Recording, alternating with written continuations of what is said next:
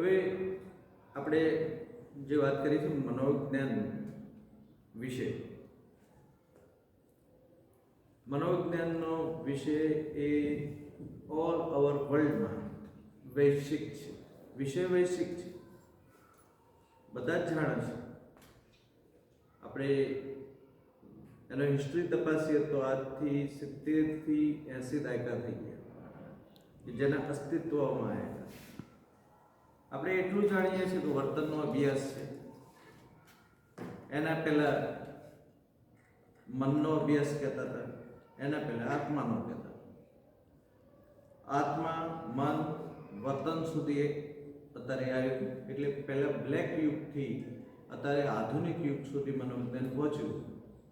તો આપણે એટલા સુધી પહોંચે છે કે વર્તનનો અભ્યાસ થાય છે. હવે વર્તનનો અભ્યાસમાં આપણે સ્ટિમ્યુલસ ખૂબ મહત્વનું છે. આપણને એમ થાય કે સ્ટિમ્યુલસ એટલે શું? તો જગત છે પદાર્થનું બનેલું છે. જે દેખાય છે એ વસ્તુ પદાર્થ, જેને તમે ટચ કરો છો એ બધો પદાર્થ. પણ જેને દેખાતો નથી પણ સમજાય છે એને આપણે આંતર જગત કહીએ છીએ, જે આપણા મનમાં રહેલું છે અથવા ઉદ્દીપક રૂપે રહેલું છે. આ જે ઉદ્દીપક છે આપણે કહીએ છીએ કે વ્યક્તિ વચ્ચે, વ્યક્તિ સમાજ વચ્ચે જે આદાન પ્રદાન કરે છે ને એ સામાજિક વ્યક્તિત્વ એનું ગણાય છે. એટલે એના મન સુધી આપણે પહોંચતા નથી. એટલે આપણે એક ઉદ્દીપક રૂપે કોઈ બી વસ્તુ ન લઈએ છીએ. હવે વાત કરીએ કે આ મન ક્યાંથી પેદા થાય છે, તો આપણે મનને માઇન્ડ કહે છે, અને બીજો શબ્દ છે બ્રેન. બરાબર? તો બ્રેનનો અભ્યાસ કરવાવાળા દુનિયામાં ખૂબ લોકો છે. જેને મેડિકલ સાયન્સ સાથે જોડાયેલા છે એ બધા મનનો માઇન્ડનો અભ્યાસ કરે, બ્રેનનો અભ્યાસ કરે છે. મગજ જ્યારે મનનો અભ્યાસ કરવાનો થતો હતો ત્યારે એ તકલીફ હતી કે મગજ અને મન આ બે વસ્તુ કઈ રીતે સમજવી.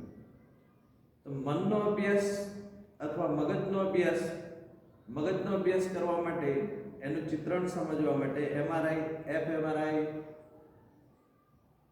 જુદા જુદી ટેકનોલોજી વિકસિત છે કે જેનાથી તમને બ્રેનની અંદર કંઈક ન્યુરોન્સમાં કંઈક મુશ્કેલી છે અથવા કોઈ કેમિકલ મુશ્કેલી છે, એના ટેસ્ટના બધું તમને આખી દુનિયા કક્ષાએ જોવા મળે છે. પણ મન વિશેનો અભ્યાસ એટલો બધો નહોતો થતો.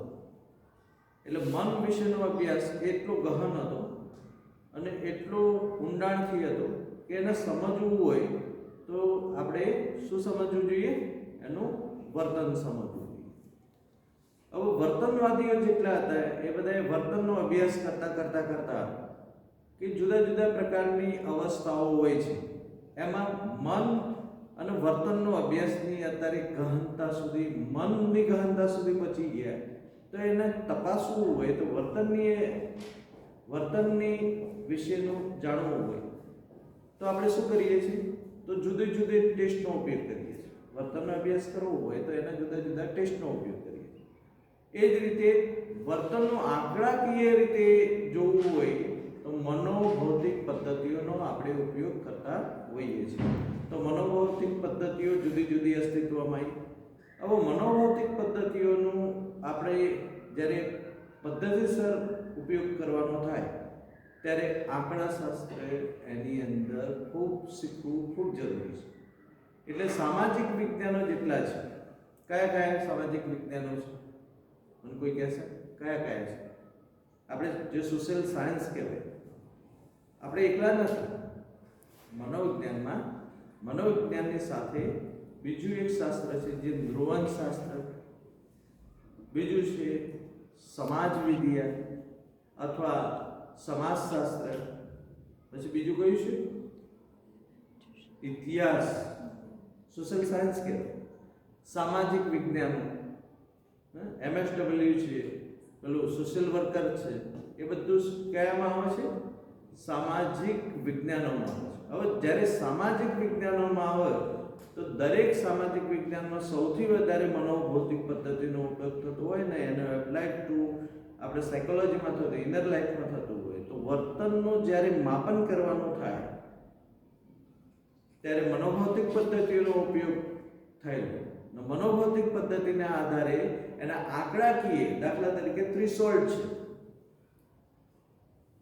થ્રેશોલ્ડ એટલે આપણે કોઈ વસ્તુનું દાખલા તરીકે કોઈ દર્દ થાય છે, ચામડી પર દર્દ થાય છે તો પહેલા શરૂઆતમાં ટચ થાય ત્યારે થાય, પછી અંદર ઉતરે તો થાય, જ્યારે થાય છે એને થ્રેશોલ્ડ કહેવાય. થ્રેશોલ્ડ એટલે ઉંબરનું માપન.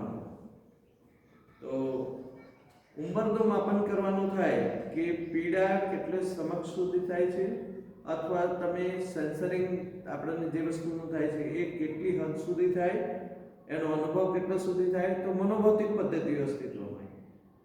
તો વર્તનના માપન માટે મનોભૌતિકમાંથી આંકડાકીય રૂપ આવ્યો. બરાબર? તો એ જ રીતે DSM આવ્યો તો એ પણ આંકડાકીય આવ્યો કે જેથી આપણે આંકડા આપી શકીએ કે કેટલું થાય છે, કેટલું પ્રમાણ છે. તો આ જે માપવાની જુદી જુદી મનોભૌતિક પદ્ધતિઓથી આપણે આંકડાશાસ્ત્ર તરફ આગળ પ્રયાણ કર્યું. હવે આંકડાશાસ્ત્રમાં કોરિલેશન આવ્યો, તફાવત આવ્યો. તો કોઈ વસ્તુનો તફાવત આપણે જોવો હોય તો આપણે શું કરતા હોઈએ છીએ? તફાવત જોતો હોય તો આપણે જુદી જુદી જે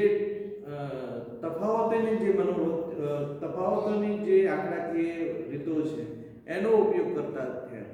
પ્રમાણ માપ જોવું છે તો પ્રમાણ માપની આપણે પદ્ધતિઓનો ઉપયોગ કરતા થયા. એ જ રીતે કોઈ એકના વધારે તફાવત છે, દાખલા તરીકે તમારી રુચિ, તમારા જીવનમાં તમને રુચિ થાય એવા કાર્યો અથવા વર્તન, અથવા તમારી કઈ ટાઈપની તમારામાં એબિલિટી છે, કઈ ટાઈપની શક્તિ પડેલી છે એનું માપન, કઈ ટાઈપની પર્સનાલિટી પડેલી છે એનું માપન કરવાનું થાય. બરાબર? એટલે તમારું વ્યક્તિત્વનું માપન કરવાનું થાય, તમારા અભિરુચિનું માપન કરવાનું થાય, તમારી પ્રેરણાનું માપન કરવાનું થાય, તમારા આવેગનું માપન કરવાનું થાય. તો આ બધી મનોભૌતિક પદ્ધતિના આધારે તમે આંકડાકીય રૂપ આપી શકો. અને આંકડાકીય રૂપ આપ્યા પછી જે આંકડાશાસ્ત્રીય રીતે ધોરણોનો ઉપયોગ થાય તો સૌથી વધારે સોશિયલ સાયન્સમાં આ રીતે મનોવિજ્ઞાનની સાથે પણ આંકડાશાસ્ત્ર જોડાયેલું છે. બરાબર?